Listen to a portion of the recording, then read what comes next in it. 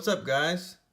As you know, as a saxophone player, the ligature is, to me, honestly, it's kind of one of the least, I've always kind of think of it as one of the least important pieces of equipment as far as affecting your sound and, the kind of the way the saxophone responds and all that. Um, and so I've played on a Rico ligature for a long time. Um, and actually, at one point, I used some rubber O-rings, which you could get like 50 of them from the hardware store for like $5, and those held my reed on there, and I was able to play.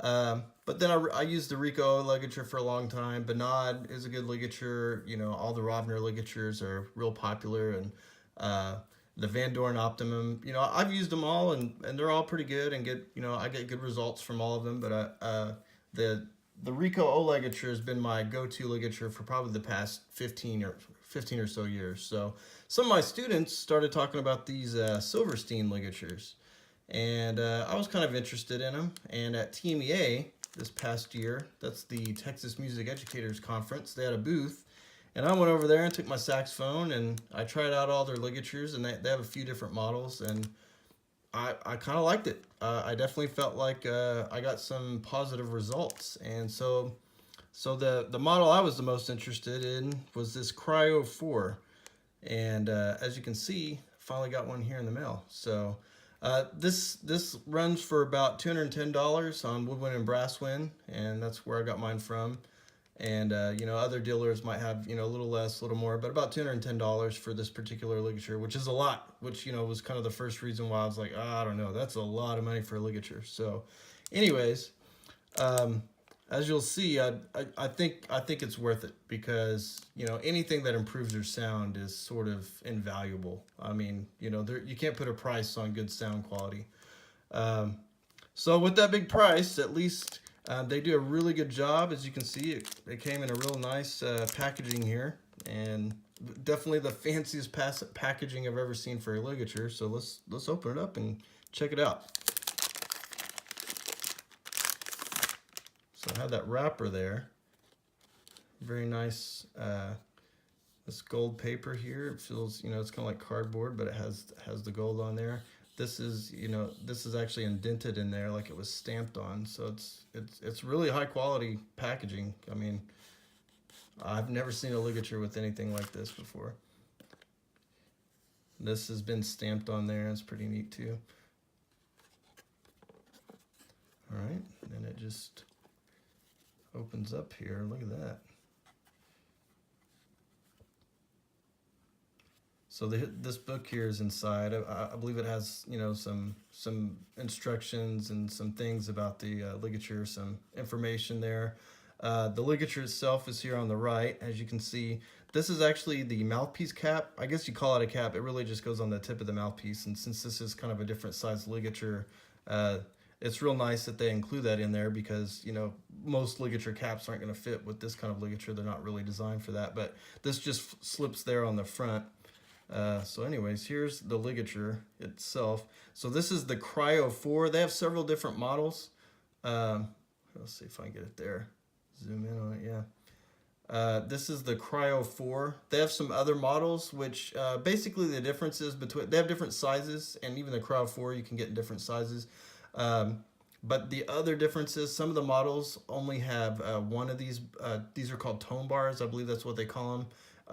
On the sides are the tone bars. This one has two, and it is the brushed gold finish, and the other models have like carbon black, and I think there's a silver one, but the CRYO4 comes in the brushed gold finish, and it comes with the two bars. It also has 5 of the bands here. They have another model that has 6 bands, so just it kind of makes a small differences, and kind of the way it responds.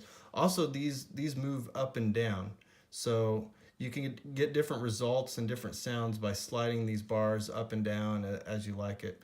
And they call this the A-frame, this piece here, and that that's what touches the top of your mouthpiece, and then when you tighten the screw, it pushes on the top of the mouthpiece, and it tightens up the bands on the bottom. So that's the ligature itself. Set it over here.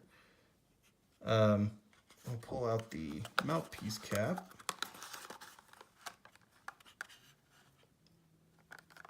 Like I said, it's pretty nice that they include this in there, because, you know, otherwise I'd be searching for a long time for a cap that, you know, worked with this ligature on my mouthpiece.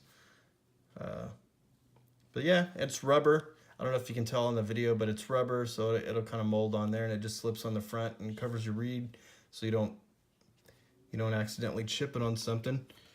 This part here, these are little rubber stoppers or rubber pads. They go on the bottom of the A-frame. You can put them, you see those little holes there? They can go on the bottom of the A-frame, and it'll, so when it pushes against the top of your mouthpiece, it'll have a little padding there. It's like a non-slip padding. I didn't really use them on there, but I didn't see any need to, but I could see how you might want to do that. Or if it was scratching the top of your mouthpiece, the rubber bumpers would stop it from doing that, so that would be nice. But like I said, I didn't use them, but they're kind of optional. So it's nice that they put that in there as well. And here's our booklet.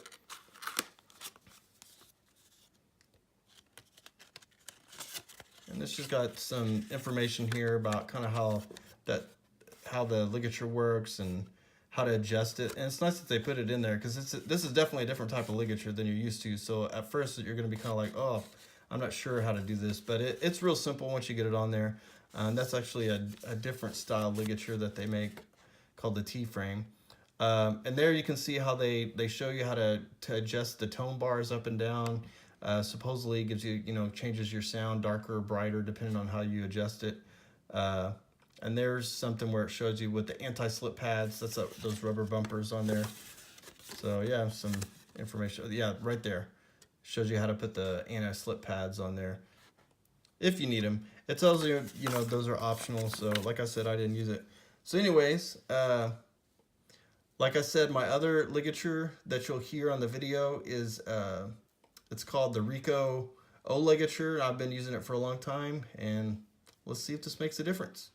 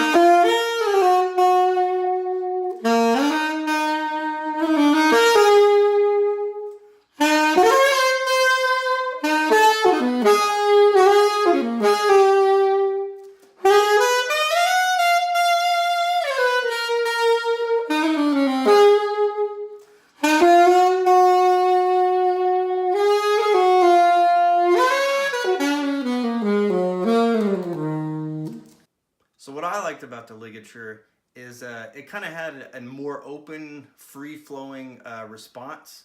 And I don't know if you can tell on the video, but I felt like I got more overtones out of my sound, and like it kind of gave me a more resonant, more open, actually more overtones and more ringing to the sound. And so it definitely had a different response, which is something more that you feel than you hear.